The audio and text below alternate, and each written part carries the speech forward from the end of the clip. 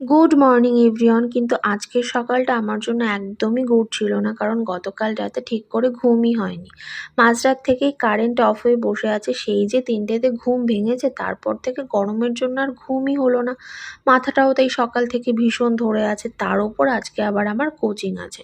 তো ফ্রেশ হয়ে চলে গেলাম কোচিংয়ে। পড়ার ফাঁকে দাদা আবার ৫ মিনিটের ব্রেক দিয়েছিল, সেই সময়টাকেই আমি এভাবে কাজে লাগালাম। দেন ছুটির পরে একটা স্প্রাইট খেয়ে চলে গেছিলাম একটু সাইবার ক্যাফে।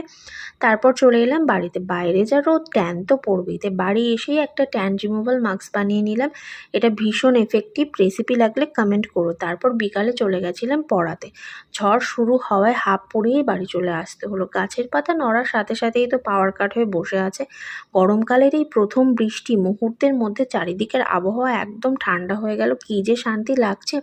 বৃষ্টি কমলেই বেরিয়ে পড়েছি আম কুড়াতে। এমনিতেই এবার আমের ফলন খুব একটা বেশি না, যে কটাও হয়েছিল ঝড়ের